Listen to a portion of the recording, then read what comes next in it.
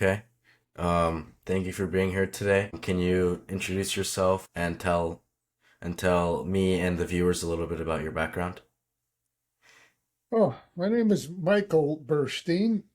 I am by profession and education, I'm a mathematician, have PhD in mathematics from the USSR Academy of Sciences. I'm now employed as a business manager in an IT company called Trend Software. Actually, I'm investor here and chairman of the board. And we're doing several exciting things here in the company, focusing on automation of advertising on social media. How did you first get into the industry? Well, there are several industries. You see, this industry related to internet and social media and advertising is actually quite new to me. I ended up here because some 20 years, more than 20 years, in year 2000, like 25 years ago, we have made an angel investment in this company. There were two founders that had kind of exciting idea, and we, myself and my partner Boris, we gave them some money, and they started the company. They tried several things um, that didn't work, and then found a niche that worked, catering to real estate agents and brokers. And it turned out that there was a need for realtors to have personal websites. Realtors, actually, any business needs a business website, and realtor is a business, even though it may be a one-person business. Nonetheless, it is a business, and there was a demand to have specialized websites and specialized tools for realtors. The realtor websites, it was essential to be able to perform searches for properties for sale, and this is this is this part that worked, and company grew, and then kind of reached a plateau in 7 or 8 years, and reached the profitability pretty much. The company achieved like maybe 4,000 subscribers, and was doing fine. But then the founders actually quarreled with each other.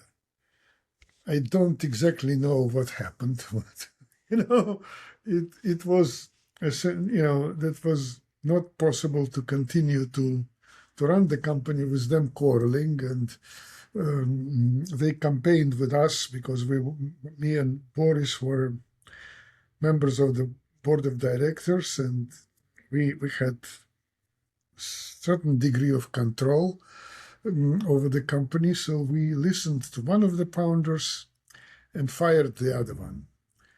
Later, we regretted that we've done that. Maybe we made a mistake and then fired the wrong one.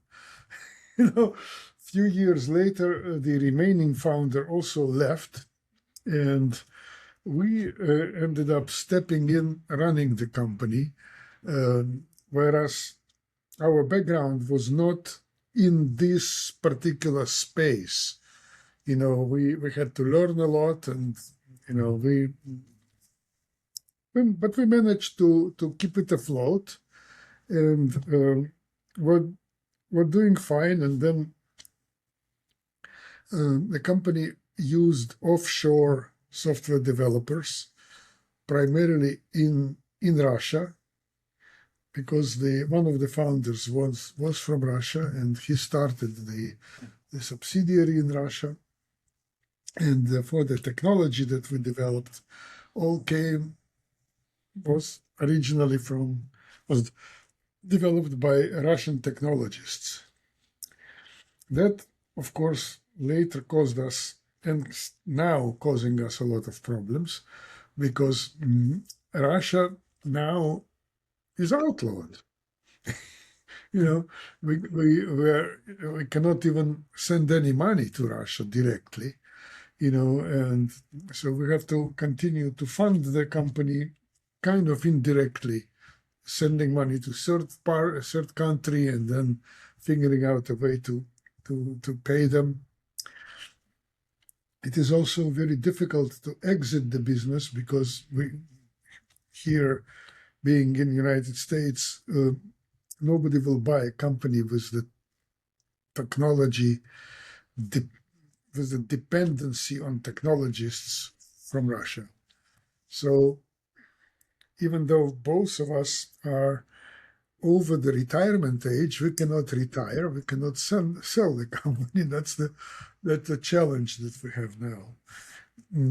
And hoping that the Russia being an outlaw will change if the war will stop and relationships will flip, things may go back to normal, then lots of things will be possible. Recently, we have discovered also the new niche where we can help realtors advertise properties on social media. See, realtors are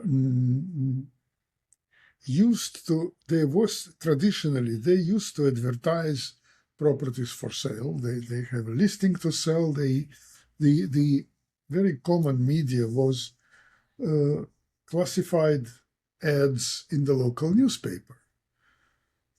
And that's where they were placing the ads, and it was easy for them to do it. They would pick up the phone and call, for example, San Jose Mercury News advertising department, and somebody on the other side of the phone will answer and will help them, guide them to what needs to be done, how to advertise, and that's what they were doing.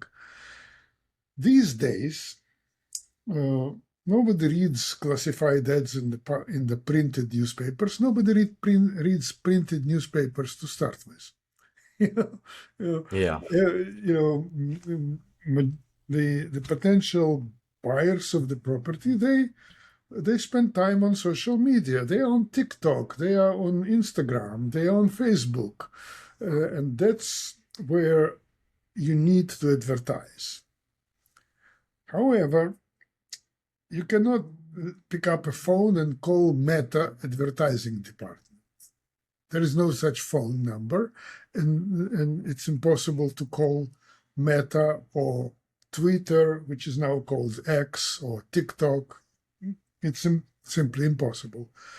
In order to advertise on Meta, you need to go to Google, ask a question how to advertise on Meta, and Google will explain that, you need to reach out and do it all online and interact with the bots of Meta and so on. And that requires certain level of computer sophistication, which many realtors lack, and they simply not capable to do it. And so they need to hire an advertising agency, which will then advertise on their behalf. Advertising agency will engage, a small team, maybe a couple of people, maybe more than a couple, for each advertising project. And small team costs a lot of money.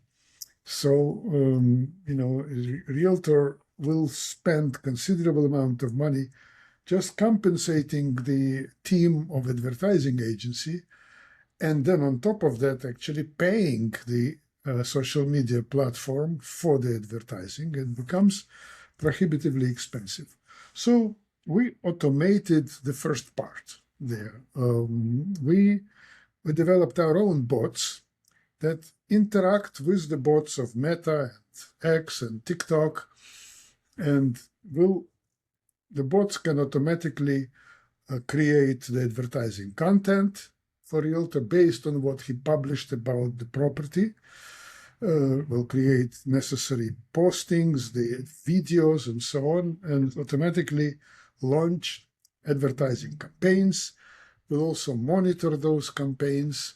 We will monitor the going price per impression on the campaign, and we can choose the platform that currently charges less per impression and basically optimize the cost.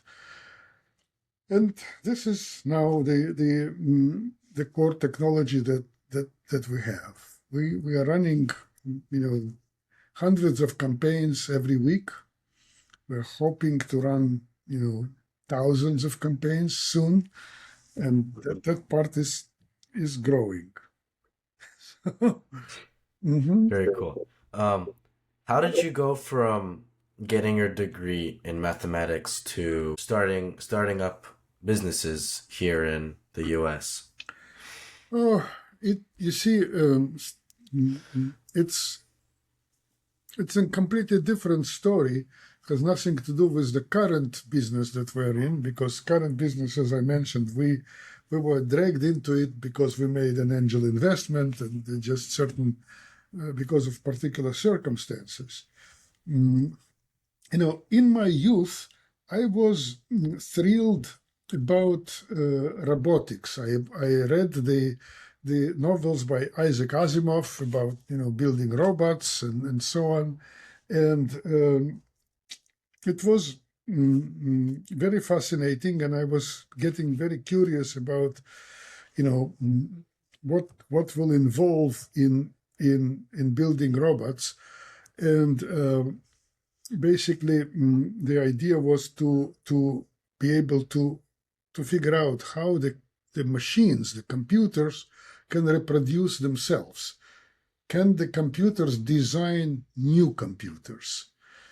And when I emigrated to United States, I had few ideas about how to automate the process of designing computer chips. And I applied for a job at IBM, which was a leading computer company at the time. It was dominating the field of computer science, and they were making mainframe computers. IBM was selling mainframe computers for $1 million per one computer, and they were leaders in so-called VLSI technology, very large-scale integration technology. Very fortunately, they hired me as a researcher, and I worked for IBM for 5 years, and watching the VLSI industry flourish, then also getting to know several very successful entrepreneurs, for example, Gene Amdahl, who was also a researcher at IBM Research, who left the company and started Amdahl Computer, and shortly thereafter sold the company to Fujitsu for several $billion. Following him, there were several others, and that gave me an idea that maybe I should also do something similar, and I basically gave it a try, resigned from IBM after 5 years of working for IBM Research, and came to California, to Silicon Valley, with the idea to start a company in the field of design automation, design of basically computer chips. And it was very popular field, and there were several startup companies that later became bigger public companies that focused on this particular problem, electronics design automation, EDA. Now this field is dominated by companies like Cadence and Synopsys. there used to be another company called Mentor Graphics, which was acquired by Siemens. And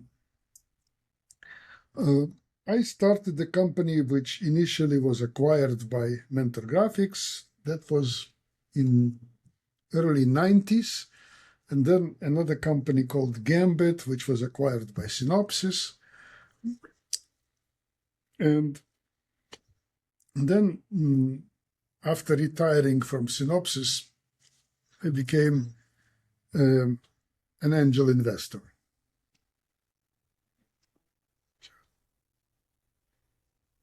For the people who don't know, who are watching, can you describe what an angel investment is? Angel investment is, those who, there is a field of venture capital, which actually, in the space of, and the profession of venture capitalists, there are many venture capital funds that are focused on investing in startups. This is, by the way, what really differentiated Silicon Valley. So it's a very, very popular field. Now, angel investors are kind of unaffiliated investors that are not working for, not affiliated with any particular fund, and they are still willing to invest in a promising startup, but they will typically invest their own money.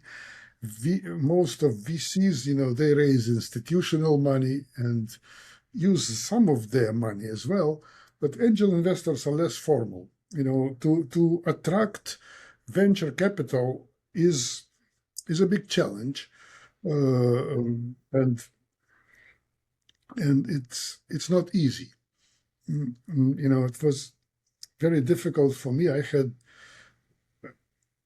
attempted to raise venture capital for a couple of my startups, and I never succeeded. But with angel investors, sometimes it's much easier because it's typically one person, and if you convince him and get him to like you, yeah, he may invest. And so this is what angel investor is. We'll meet with potential entrepreneur, hear a story, we'll get convinced, we'll do some very limited due diligence because, one person cannot do extensive due diligence, similar to what, respectable VC funds can do. And, we'll make an investment. I made quite a number of angel investments. Majority of them failed. That the amount of investment is typically $50,000, $100,000, and majority of my investments failed, but 3 of them actually paid off, and they paid for the losses in the failed investments. How do you know whether a company is worth investing into? It's just a gut feeling. You listen to the founding team or to the founder, try to understand what's the idea, and make your own judgment about the idea, about potential demand for the product or service that is being proposed, estimate the size of the market, get a feeling for, is it really a real problem that needs to be solved, and so on, and then make a decision. And then you make a decision, is this person the right person to solve this problem? You never know. Yeah. So you give it a try, and as I said, majority of my investments failed for a variety of reasons. But, majority of VC, even professional VC investments, they also fail. It is, the certain companies like Amazon, like Google, like Facebook, they return in huge ratios as far as returned value, and they will basically recoup the losses of failed investments. It's impossible to invest with you know in the companies that will always succeed. Although there were several VCs, and I knew one of them who made a huge impression on me. The guy, his name was Arthur Rock. He also had few failed investments, but he was kind of one of the precursor of all VCs. He was helping Sherman Fairchild to start Fairchild Semiconductor in like late 50s. And he himself was a simple bank teller, working as a bank teller, and yet he was figured out how to convince a wealthy person to invest in a startup that invented a transistor. And that's what started the whole Silicon Valley. He later, Arthur Rock, created his own fund, which was several $100 million, and he invested in companies like Apple, like Intel, like several others. And I was fortunate actually to meet him in person in San Francisco. That was like mid 80s, 86 or 87. I had Wow. I met him, and he listened to our proposal that we were trying to raise money for our first startup. He never invested, but he gave us certain advice, which we followed, and we ended up succeeding just following his advice without his money. Speaking of advice, what advice would you say, would you tell to the younger generation who are trying to get into the position you are? Well, you know, you have to be very committed, and you need to really know the space you are in. You need to be very professional and understand that the service or product you envision will actually, first of all, has a real need. It's not a nicety, something, and it is not easy to do because, if there is a real need, but it's easy to do, many will actually invent it. you know, you know.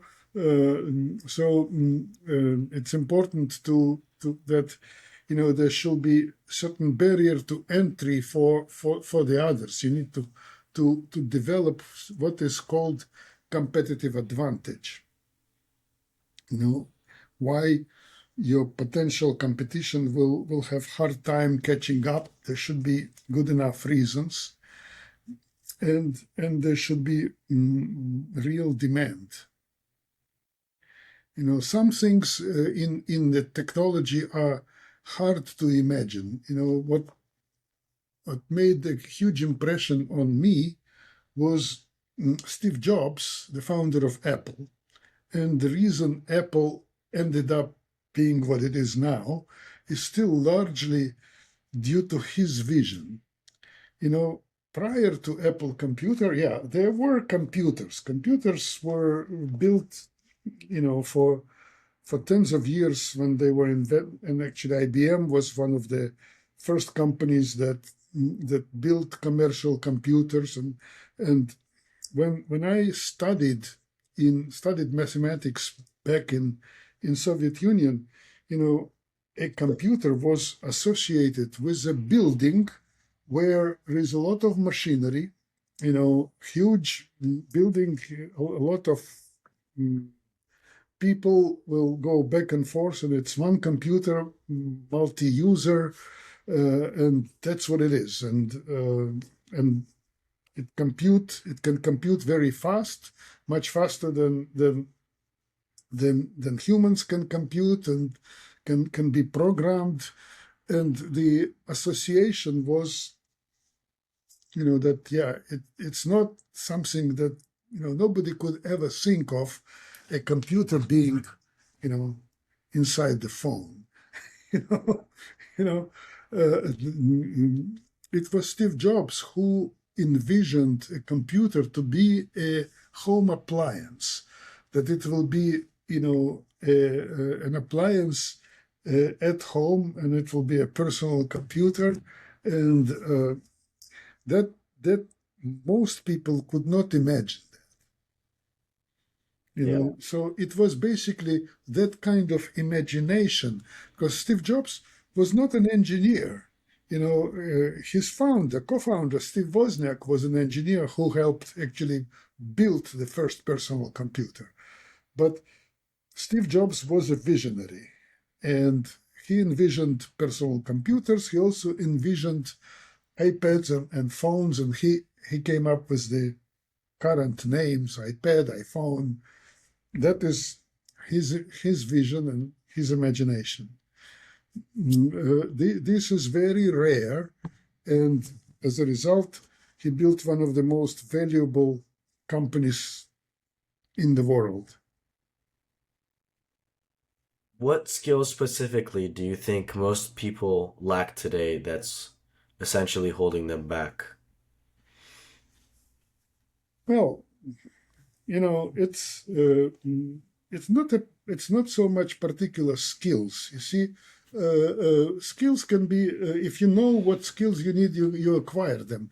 You learn. The history shows that, for example, let's take an example of Bill Gates, or maybe later Mark Zuckerberg. They did not even, they were studying in relevant universities. They ended up not graduating, not finishing their degrees, not graduating completely, because they were basically getting possessed by the idea of creating the respective company.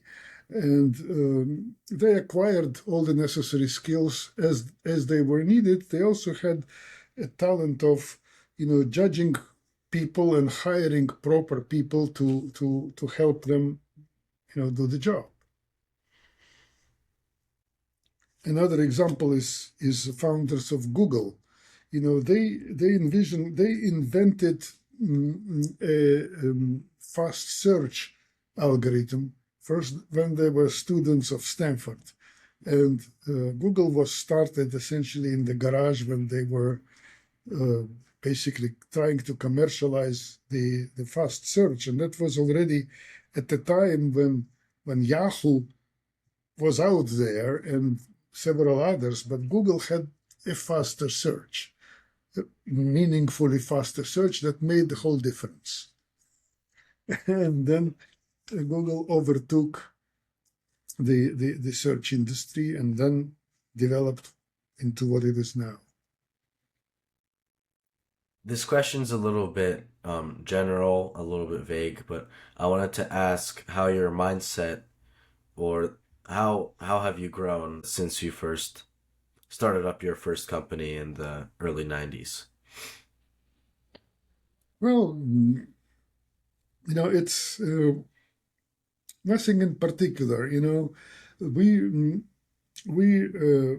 My companies that I started, they were very quickly acquired by already established public companies that had a need of particular product that we had, and this is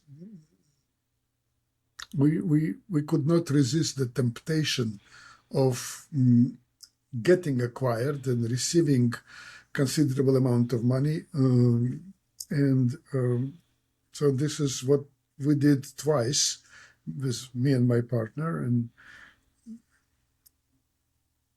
there was basically no particular mindset. We received certain propositions from from public companies. We got noticed and we got acquired. We, having gotten acquired, we continued to work for respective companies for several years, and then retired. Yeah. Um, how important is networking, meeting new people, and building these relationships? Oh, it it it is quite important, of course. Networking is essential, and it's important um, to have uh, a proper team. Me and my partner Boris, we met when we both worked for IBM, and we stayed together as partners for now it's close to 40 years. And surprisingly, we actually discussed it between two of us. You see, when there is a question, uh, we almost always disagree on the answer. We start out, with disagreements, and then we argue, and then we get into, what we both agree is a common answer. It's very surprising. We disagree on many social issues, like, and so on. But and we always argued in the business, but we got into a habit of discussing things between ourselves and getting to agree, convincing one other, and that kind of worked, so um, networking is important to find a proper partner, or create a proper team that will be capable to work. You have to have common values, obviously, because one example that we had in our current company, when founders quarreled, and that caused them to break up completely. And the investors had no idea who is right and who is wrong, and investors, meaning us, I believe, made the wrong decision and fired the wrong guy. You know, because the guy that we fired, he made a big career in Amazon, and I believe he's still working there, a highly placed manager at Amazon, and the other guy we lost track. Yeah. Hmm. So I'm currently in high school and I'm learning about all these new things and learning all these new skills. What would you recommend for me? What skill should I build and get better at in order to try and go out into the business world? Well, something that I never had was marketing skills. It is very important to learn how to market products or services. It seems important to me because we always had a problem with that. You see, I am, as mathematician, I was always focused on the algorithms, and then how to program things and how to create an algorithm that will design, that will place components of the chip and replace all the wires, interconnect. I had no idea how to then market these properties, and obviously marketing is key to any business. And I may be in this sense not very objective and biased, but because we never had the marketing skills, I feel that having them is important. Obviously, it is important to be up to date in technology, understand, properly what's possible and what's not possible. you Yeah. hmm I'll ask one last question to kind of wrap it up. This hmm one is a little bit more personal, but I wanted to ask, how do you manage your finances early on? Were there tough decisions you had to make with money? And how has that changed No, tough in decisions comparison with to money now? were always, a problem to manage. This is very, very, very important in the startup, especially if you are bootstrapping startup. You need to do a lot of things by yourself. You have to hold multiple positions and so on. Yes, managing money is very important at all stages. And I am aware of many startups that were promising but failed because they mismanaged and overspent when they, hired marketing and sales team when there was nothing to sell too early, or they were promised that the product will be ready by so and so date, and then you know this is kind of inevitable problem that you make these projections and then you're late. And if you're late with your projections, and if good business manager was trusting your projections, he was expecting certain functionality and certain product will be in place. And he already hired a team of marketeers and team of salesmen that were trained to market and sell, and your engineering did not deliver, that will, destroy the business. The company will run out of money, you know, you know, and I know of several examples like this. So basically, you have to do a lot of guesswork, and you have to be right, and you may, there is a danger, of course, if you develop a product and you are on time, but you delayed hiring sales and marketing and did not do any sales and marketing, then your competition will overtake you. They will develop it maybe later than you, but they will do faster marketing and sales, and maybe they will raise more money, will have a bigger war chest, and so on. So it's always, very, very tricky. Yeah, thank you. Um, that's all the questions I had. I really Okay, then. appreciate you for your Uh, time. And yeah, okay.